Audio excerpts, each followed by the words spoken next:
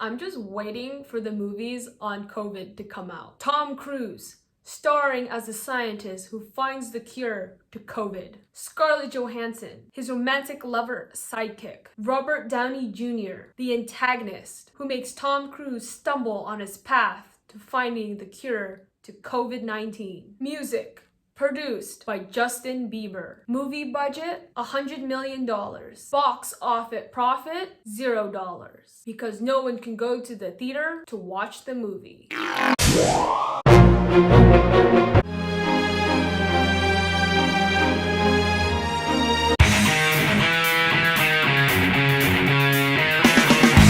Welcome back to the channel.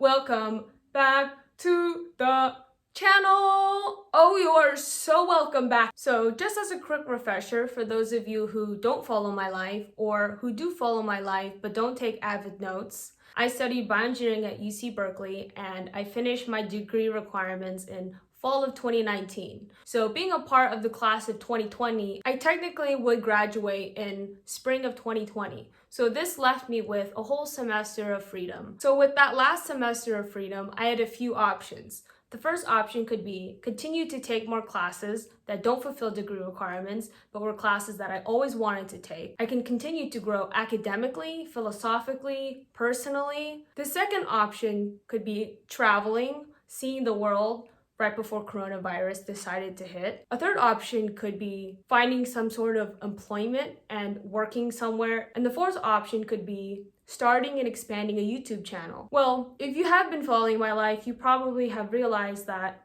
I decided to go with the last two options. In place of my last semester of school, I decided to sail across the bay and do an internship at this biotech company called Genentech, while starting and growing my YouTube channel. That way I could simultaneously grow not only professionally, but also as a rising YouTube star. And I can honestly say that this internship was probably one of the most fun times of my life.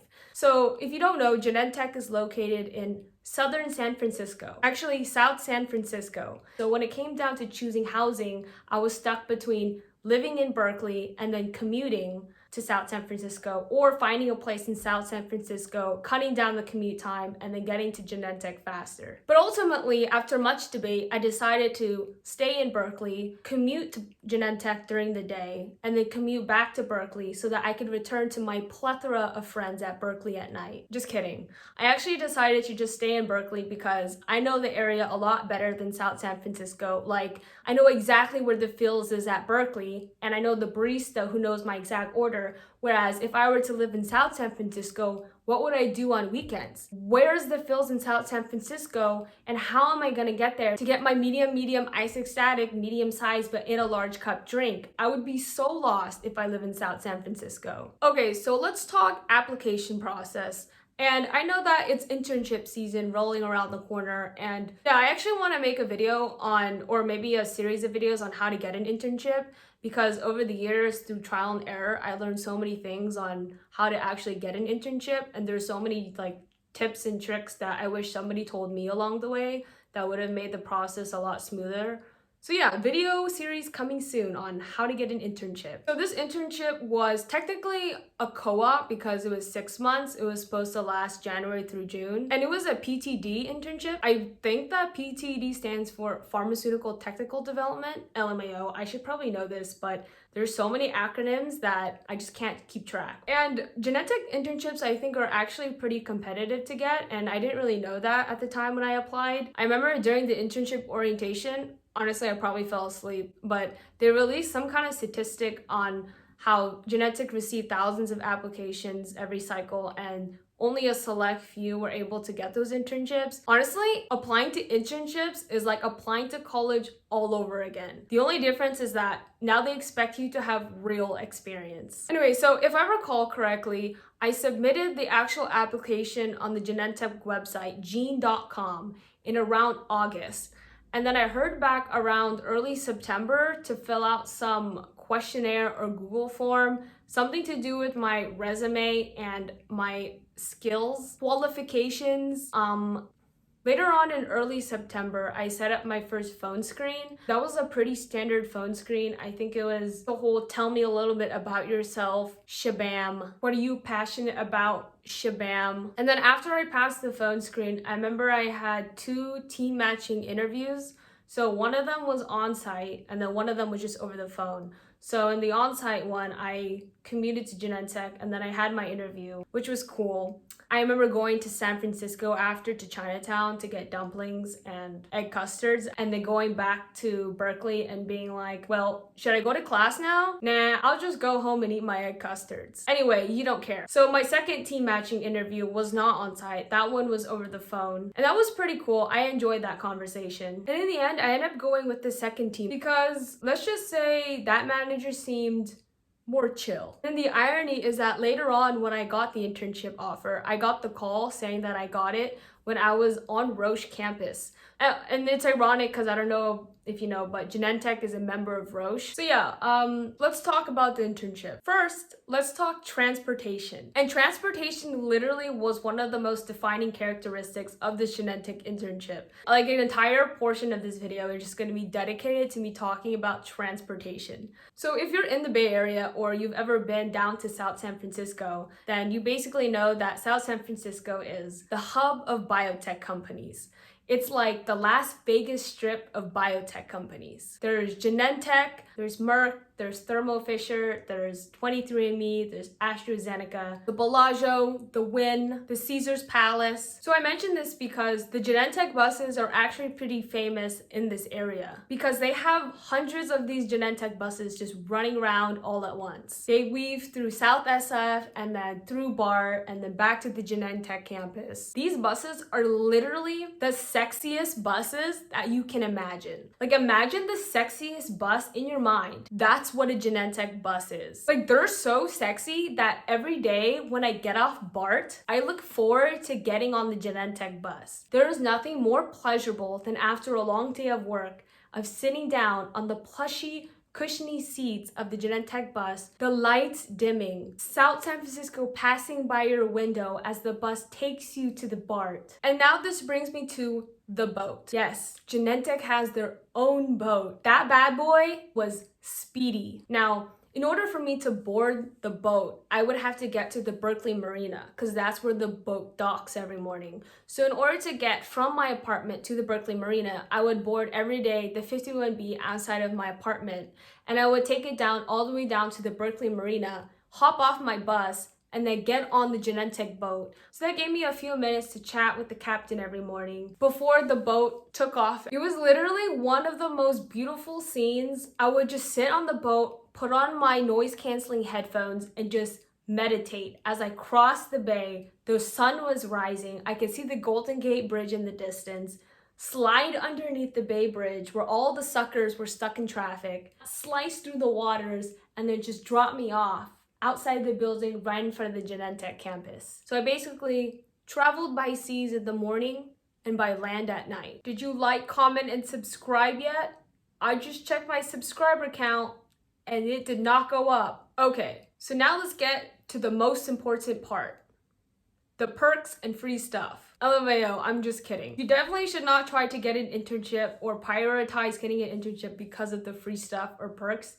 But this is just something that's fun to talk about. If I recall, they gave a housing stipend, so that was really convenient. And then when coronavirus hit, which was halfway in the middle of my internship, because the interns started to work from home, they gave us a stipend for work from home equipment. So I got the sexiest desk alive. Oh yeah.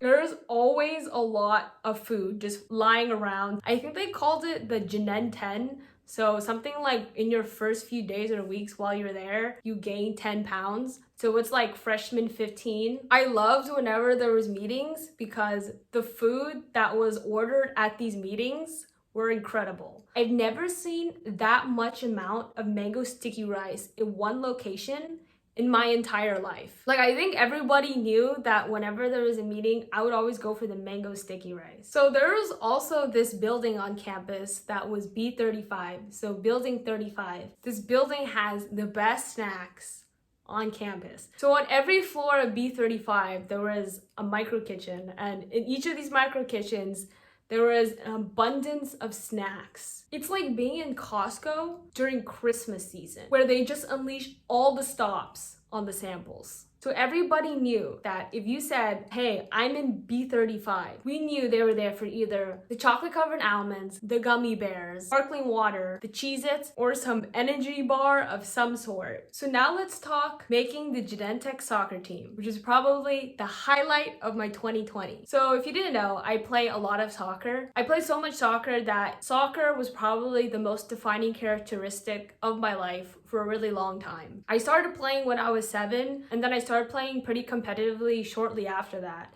And I played so much that I literally thought I was gonna be a professional soccer player when I grew up. And one person even told me that they might see me in the Olympics one day. But I basically put playing soccer on hold when I got to Berkeley because of the time commitment. But now that I was no longer in school, all of a sudden I had the time to play. And I was super excited about it because now I had the time to play again. Then I found out that Genentech has their own soccer team, and every year they have tryouts. And you try out for around a month, and then if you make the team, then you could travel with the team to Basel, Switzerland in the summer, where they have this global tournament. Because Roche, which is the owner of Genentech, has its headquarters in Basel, Switzerland. So every year during the summer, they invite teams of Genentech from around the world so that we could all meet in Basel, Switzerland, and then have a soccer tournament. And then I remember seeing the ad to try out for the Genentech women's soccer team. And I remember debating a lot with myself whether or not I should even try out. And I think I was using this excuse that, oh, I'm too lazy to go to the tryouts because they're off campus and they're in the middle of San Francisco and the tryouts are at night. How am I gonna get there? I just don't have a way of commuting to the fields. Maybe I shouldn't even try out. But honestly, I think I was just battling with myself of, if I were to pick up a soccer ball again, would I be as good as I was when I last put it down? At the moment, I remember the day of the very first tryout, I told myself, okay, I'm not gonna try out because I just don't have a ride to get to the fields where the tryouts are at. So I have no means of getting there. So I just shouldn't even try out. But I was having lunch with some of the people in my team and they said, no, you should still go for it and try out. Why don't you try emailing some people on the team if they can give you a ride? And I emailed the captain of the team and she responded back super quickly. She was super nice about it and she offered me a ride to the tryouts. And 50% of me was saying, damn it, now I don't have an excuse. And then the other 50% of me was like, oh my goodness, I wonder if I'm still good. End of the story. I ended up going to the tryouts and meeting literally some of the nicest people I've ever met. But that feeling of coming back to something that you grew to love so much, but then forgot how to love is just indescribable. Like in the first tryout, when I first touched a soccer ball again, it felt like I hadn't even stopped playing soccer for 3.5 years. I remember after my first tryout, that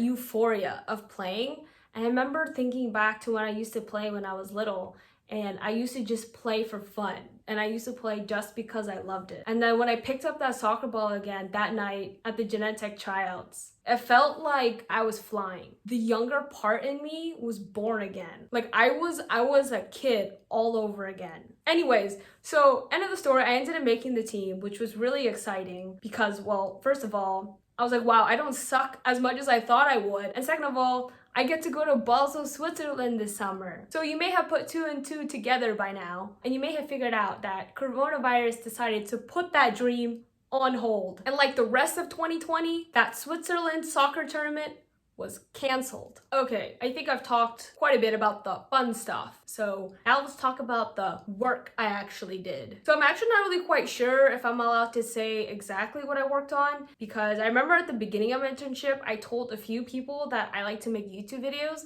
And now this is a time when I wasn't seriously making YouTube videos. I was just making vlogs and then posting them. I don't know, because I was bored. I remember them telling me that, oh, if you are gonna film in here or vlog inside the lab, you can't show the equipment, and specifically you can't show how we use the equipment simply because copyright. But basically I had one major project and then I had a few side ones. But in terms of the main project that I was working on, drugs, lots of it, flow, measure, science. But I can say that I definitely learned a lot from this internship. Like simply, I didn't know a lot about the drug making process. I started to ask myself questions that I never asked myself when I was in school. In school, there's partial credit. In industry, there is no partial credit. It's either pass or fail. It's either bioreactor works smoothly or the bioreactor explodes. Actually, there was this one time that there was a big leak in the bioreactor and we all ended up staying until like 8:30 p.m. trying to fix it while we snacked on some matcha covered macadamia nuts. But I'm pretty sure I could talk about some of the side projects that I worked on, which are pretty fun. So one of them was I built a website for the team and I got to write some articles, and then I used that website to host my articles. And that website is visible within the Roche network or within Genentech, so it's not visible to the public. Other people can't see it. And so unfortunately, I can't link you to that website. But now, one of my favorite side projects was making videos. So as you can tell from my YouTube videos, I quite love to make videos. And can I just say, I think some of these videos were probably some of my best work. Like when I was editing these videos, I was laughing so hard after every second. But unfortunately, these videos are not visible to the public. They're only visible to within the Roche network. But I think one thing that I learned from making videos at Genentech was the power of digital media, or the power of a video. I can sit down and have a conversation with one person, and I can impact that one person. And that impact is obviously very meaningful. But through video, I can create this video, and when it's shared among hundreds of people, maybe thousands, the amount of impact that I can create immediately becomes scalable. And to me, that's super powerful. I discovered that one of the most rewarding feelings that I got was when I finished editing the video and I sent it over to my manager, and then he distributed the video to within Genentech. And it was super awesome to me that the feedback that I got from the people who watched the video that said that when they watched the video, it put a smile on their face. And at that time, I wasn't taking making YouTube videos very seriously, but I think it was at that moment when I was like, wow, I really want to keep making more videos and just keep making people smile. Okay, now let's talk the people. So interns are always great. Like literally in all of my internships, the interns become your sidekicks. When the other interns found out that I had a YouTube channel, they were the biggest proponents. They became like my PR managers. They were actually the first few people who said that my YouTube channel had potential. But in terms of the people, I'm super grateful to all of the people who took the time to teach me. Like there were some people who literally took their entire day to just teach me. Having people who are willing to take the time to sit down with you and share their knowledge with you is super awesome. And literally every single person that I met there was willing to go out of their way just to teach me something. But yeah, something that I really appreciate in all of my internships is just simply feeling included and feeling welcomed and a part of the team. And now, a special shout out to my amazing mentor. He really just wanted me to have a great time and not only learn a lot about Genentech and the drug making process and everything, but to just really have a lot of fun. Like when I got the email saying that I had made the Genentech soccer team, he was literally running around yelling, "Yes, that's my intern!" He was so excited. I think he was more excited about me making the soccer team than I was. One thing that I really appreciate is that he welcomed all of my ideas. Not only did he welcome my suggestions, but he also went out of his way to get the tools and resources and support that I needed in order to carry out my ideas. I think as a young person, it's sometimes difficult to feel like your voice is being heard or is being valued. And when someone comes along, like my mentor, and really takes the time to listen to your ideas, support it, and provide you with the tools necessary to be successful, then that's really awesome. So actually when COVID hit, which was around halfway in the middle of my internship, it became really difficult for me to go on site. And because I couldn't go on site, then I couldn't work on my hands-on projects. So my mentor literally packed all of the equipment and resources that I needed for my project in his car and drove it from South San Francisco to my Berkeley apartment where he dropped it off so that I can continue to work on my project and run experiments from my own apartment. It was so funny because when I was presenting my results later, so because glucose is sensitive to temperature, I got asked, so what is the temperature exactly in Megan's apartment? I even had some super funny and really long chats with some of the people on my team just about my YouTube channel and the future of it. Like I remember I would have lunch with some people and we would be sitting there at the edge, the cafeteria, and just laughing about what is the future content of Megan's YouTube channel. And I remember sitting there with them during lunch and they asked me, so what's next in Megan's epic journey? And I said, well, I'm starting computational chemistry research at Merck soon. And they were like, no, Megan, what do you really want to do in the future? And I was like, okay, you got me. My dream is to become a YouTube star.